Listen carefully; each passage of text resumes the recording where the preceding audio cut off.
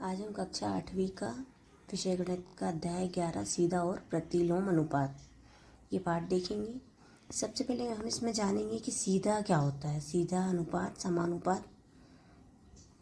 तो जैसे कि हम ये चार्ट देख पा रहे हैं, इसमें 1 2 3 4 5 10 15 20 यहाँ पे जैसे जैसे बढ़ रहा है और यहाँ पे भी बढ़ रहा है। जब दोनों तरफ समान रूप से बढ़ता है तो इसे हम सीधा अनुपात या प्रत्यक्ष अनुपात या अनुक्रमानुपाती, डायरेक्टली प्रपोर्शन, इन नामों से हम जानते हैं। इसे हम बोलते हैं प्रत्यक्ष अनुपात या सीधा अनुपात। और जब हम देखते हैं कि एक चीज़ बढ़ रही है, ये बढ़ रहा है, ये कम है, ये ज़्यादा, ये कम है, ये ज़्यादा, और इस प्रकार का अनुपात, यहाँ ये कम है, ये ज़्यादा, यहाँ और ज़्यादा हो रहा है, इसमें कोई सीधा अनुपात नहीं है। तो इस प्रकार के अनुपात को हम कहते हैं प्रतिलोम अनुपात या अप्रत्यक्ष अनुपात या व्युत्क्रम अनुपात। हम प्रश्नों पे आते हैं। पहला प्रश्न है, इसका उत्तर है डी वाला, x/y = k। दूसरा प्रश्न है, दो राशियाँ x और y परस्पर अनुक्रमानुपाती निम्नलिखित में से किस स्थिति के लिए कही जा सकती है। इसका उत्तर है ए वाला, x में हुई एक वृद्धि y में एक समानुपाती कमी उत्पन्न करे। निम्न में से कौन सा विचरण अनुक्रमानुपाती है। तो चाल बढ़ने पर समय अनुक्रमानुपाती। देखिए, चाल बढ़ता है तो समय भी बढ़ता है, मतलब साथ साथ बढ़ता है, उसको अनुक्रमानुपाती बोलते हैं। बाकी जो है वो अप्रत्यक्ष या प्रतिलोम अनुपात है। अगला प्रश्न देखते हैं हम। प्रश्न नंबर 4 का उत्तर है सी वाला, 50वां 75। प्रश्न नंबर 5 का उत्तर है बी वाला, 21 मीटर। इसको हम इस प्रकार से हल करेंगे। 14/10 = x/15 विथ क्रॉस मल्टीप्लाई करके, और इसको हल करेंगे तो x आएगा 21 मीटर। अगला प्रश्न हम देखते हैं, यदि मानचित्र पर 1 सेंटीमीटर की दूरी को 18 किलोमीटर को निरूपित करता है तो उसी मानचित्र पर 12 सेंटीमीटर किस वास्तविक दूरी को बताएगा। तो हम यहाँ देखते हैं कि मानचित्र में दूरी 1 सेंटीमीटर किसको बता रहा है, 12 को। तो 18 किलोमीटर कितने को निरूपित करेगा। तो सबसे पहले तो 18 किलोमीटर लिखा हमने, और ये सेंटीमीटर में दिया था, ये किलोमीटर में दिया है, तो इस किलोमीटर को हम पहले सेंटीमीटर में बदलेंगे।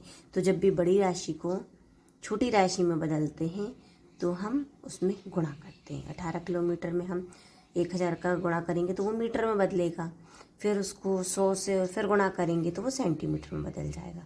तो ये 1 सेंटीमीटर था, यहाँ हो गया 18 लाख सेंटीमीटर, और यहाँ 12 था, ये हमें x नहीं पता तो हमने x लिख दिया। अब हम देख रहे हैं कि ये जो है वो सीधा अनुपात है, प्रत्यक्ष अनुपात है, क्योंकक्योंकि ये बढ़ रहा है तो ये भी बढ़ रहा है। तो हम इस तरह से इसको लिखेंगे, 1/18 लाख बराबर 12/x। क्रॉस मल्टीप्लाई कर देंगे तो x का 1 में गुणा होगा और इसका 12 में गुणा होगा, दोनों का गुणा कर देंगे 216 लाख आएगा। फिर इस सेंटीमीटर को हमें अब किलोमीटर में बदलना है। तो जब भी छोटी राशि को बड़ी राशि में बदलना होता है तो हम भाग देते हैं। तो सबसे पहले हमने मीटर में भाग देना था तो 1000 का गुणा कर दिया, फिर सेंटीमीटर में बदलना है तो 100 का और गुणा कर देंगे। इस प्रकार से 3 और 2 ये 5, ये 5 जीरो कट जाएंगे, बचेगा 216 किलोमीटर। तो जो हमारा मानचित्र पर वास्तविक दूरी है 12 सेंटीमीटर की, वो होगी 216 किलोमीटर। अगला प्रश्न हम देखते हैं।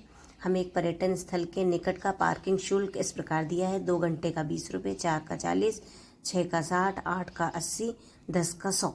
तो हम सबसे पहले 2 का दिया था, हमने 1 का निकाल लिया। तो 1 घंटे का पार्किंग शुल्क क्या आएगा, 20/2 कर दिया तो ये 10 रुपये आ गया।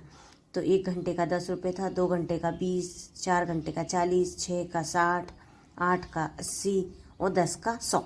तो हम देख रहे हैं जैसे जैसे घंटे बढ़ रहे हैं वैसे वैसे शुल्क बढ़ रहा है। जब दोनों चीज़ साथ साथ में बढ़ती है तो इसको बोलते हैं सीधा, समानुपाती या प्रत्यक्ष अनुपात। तो हम बोलेंगे अतः कार पार्किंग शुल्क जो है वो समय का समानुपात में है, इसे समानुपात कहेंगे। अगला प्रश्न हम देखेंगे। रेलगाड़ी 85 किलोमीटर प्रति घंटे को एक समान चाल से चल रही है, वह 12 मिनट में कितनी दूरी तय करेगी। तो हमने देखा कि गाड़ी द्वारा तय की गई दूरी क्या थी पहले 85 किलोमीटर, और वो कितनी दूरी कर रही थी, उसको समय लग रहा था 60 मिनट, और 12 मिनट में वो कितनी दूरी तय करेगी, हमें दूरी बताना है। तो हमने लिख लिया। अब ये समानुपात में है तो 85/60 बराबर x/12, क्रॉस मल्टीप्लाई करेंगे हम, ये कर दिया हमने। इसको हल करने पे x बराबर 17 आया, अतः 12 मिनट में दूरी 17 किलोमीटर तय करेगी। अगला प्रश्न है, यदि किसी डिब्बे के लड्डुओं को 30 बच्चों में बांटा जाए तो प्रत्येक बच्चे को 5 लड्डू मिलते हैं। यदि बच्चों की संख्या 5 की कमी हो जाए तो प्रत्येक बच्चे को कितने लड्डू मिलेंगे। तो हमने देखा कि बच्चों की संख्या 30 थी, लड्डुओं की संख्या 5 की कमी, और यहाँ पे अगर बच्चों की संख्या 25 है तो लड्डुओं की संख्या कितनी होगी, तो ये भी समानुपात में था। तो हमने 30 बटे समानुपात में नहीं था, ये व्युत्क्रमानुपात में था। तो 30 गुणे 5 करेंगे और 25 गुणे x करेंगे। इस प्रकार से हम इसे हल करेंगे तो x बराबर आ जाएगा 6। तो बच्चों को प्राप्त लड्डुओं की संख्या होगी 6। बच्चों को प्राप्त लड्डुओं की संख्या होगी 6। अगला प्रश्न देखते हैं। 18 श्रमिक किसी दीवार को 45 घंटे में निर्मित कर सकते हैं, तो इस कार्य को 27 घंटे में पूरा करने के लिए कितने श्रमिकों की आवश्यकता होगी। तो समय घंटे में 48 था, श्रमिकों की संख्या 18 थी। अब 27 है यदि घंटे, तो श्रमिकों की संख्या क्या होगी। तो हम देखते हैं कि यदि ज़्यादा श्रमिक होते हैं तो कम घंटे लगते हैं, और कम श्रमिक होंगे तो ज़्यादा घंटे लगेंगे। तो ये व्युत्क्रमानुपात का प्रश्न है। तो हम 48 गुणा 18 करेंगे बराबर 27 गुणा x करेंगे, इसको हल करेंगे तो x बराबर आ जाएगा 32। अतः आवश्यक श्रमिकों की संख्या होगी 32। अगला प्रश्न हम देखते हैं। यदि नरेश 400 मीटर की दूरी तय करने के लिए 450 कदम चलता है तो 320 मीटर दूरी तय करने के लिए उसे कितने कदम चलने होंगे। तो हमने देखा कि चली गई दूरी थी वो 400 थी, कदमों की संख्या थी 450। अब 320 मीटर चलने में उसे कितने कदमों की संख्या की आवश्यकता होगी। तो ये व्युत्क्रमानुपात का प्रश्न है। तो हम x गुणा 400 कर लेंगे और 320 गुणा 450, इसे हल करेंगे तो x बराबर आएगा 360। अतः 320 मीटर दूरी तय करने में आवश्यक कदम होंगे 360। अगला प्रश्न हम देखते हैं। वृत्ताकार आधार वाले विभिन्न मापों के कुछ बर्तन लीजिए। प्रत्येक बर्तन में पानी की समान मात्रा भरिए। प्रत्येक बर्तन का व्यास और उस बर्तन में पानी की किस ऊंचाई तक है उसे माप कर लिखिए। अपने प्रेक्षणों की एक सारणी बनाइए। क्या एक प्रतिलोम अनुपात समानुपात की स्थिति। अब ये कौन सा अनुपात है, प्रतिलोम अनुपात है या सीधा अनुपात है। तो इसके लिए हम सबसे पहले बर्तन देखेंगे, हम चार्ट बनाएंगे। बर्तन का व्यास, पहले का व्यास था D1, ये दूसरे का D2, तीसरे का D3, और स्तर की ऊंचाई पहले का H1, दूसरे का H2, तीसरे का H3। हम बेलन का जो आयतन है, बेलन का आयतन का सूत्र होता है πr²h। तो हमने πr²h तो लिख दिया और तीनों के आयतन का सूत्र लिख दिया। D1/2। D1/2 क्यों लिखा हमने, क्योंकि हमें चौड़ाई दी थी D2 और हमें त्रिज्या चाहिए, R चाहिए ना। तो त्रिज्या मतलब होता है इसका आधा, तो D1/2 कर देंगे हम। तो πD1/2 का स्क्वायर H1, πD2/2 का स्क्वायर H2 बराबर πD3/2 का स्क्वायर H3। जब हम तीनों की तुलना करेंगे तो सब में पाई कट जाएगा, क्रॉस मल्टीप्लाई करेंगे तो D1H1 बराबर D2 का स्क्वायर H2 बराबर D2 का स्क्वायर H3। फिर हम जब इसे पक्षानुपात करेंगे तो D1 का स्क्वायर अपॉन H2, D2 का square upon H1 is equal to D3 का स्क्वायर H3। तो हम ये देख पा रहे हैं कि ये 1 वाला है, ये 2 आ रहा है, यहाँ पे 2 वाला है, यहाँ 1 आ रहा है। तो यह प्रतिलोम अनुपात में है। कौन सा अनुपात है, तो हमारा निष्कर्ष निकलेगा कि यह प्रतिलोम अनुपात है। अगला प्रश्न हम देखते हैं। किसी स्कूल भवन में पेंटिंग के लिए हल्का गुलाबी रंग करवाने की योजना बनाई गई है। इस कार्य के लिए लाल और सफ़ेद रंगों को मिलाकर हल्का गुलाबी रंग बनाया जाना है। दिए हुए मिश्रण में से निश्चित करें कि कौन सा हल्का गुलाबी रंग का शेड है। अब हमें बताना है कौन सा हल्का गुलाबी रंग का शेड है। तो हम देखेंगे हल्का गुलाबी मतलब दोनों को मिला के बनाना है, किस किस को, लाल को और सफ़ेद को। तो यहाँ पे हम देख पा रहे हैं इसका उत्तर डी वाला है। हल्का कह रहे हैं ना, तो लाइट जब भी होगा जब रेड कम और वाइट ज़्यादा, तो इसका उत्तर होगा डी वाला।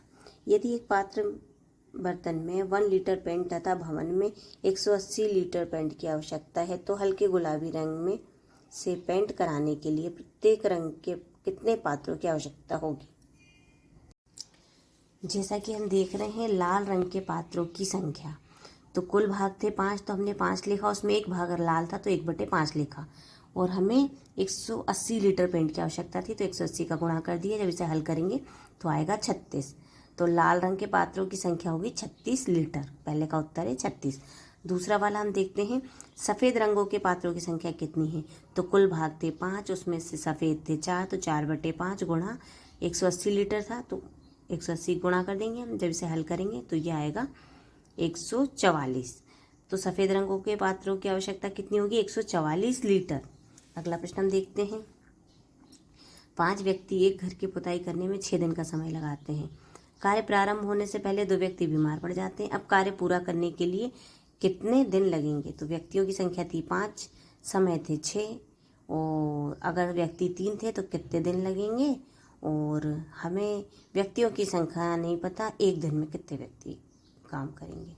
तो हम सबसे पहले पहला हल करते हैं। तो 5/x ये व्युत्क्रमानुपात में था, तो 5/x बराबर 3/6। इसे हल करेंगे तो x बराबर आ जाएगा 10। तो हमें समय कितने लगेंगे, 10 दिन। पहले का उत्तर है 10। दूसरा हम देखते हैं, तो दूसरे वाले में हमें 3/y 5/1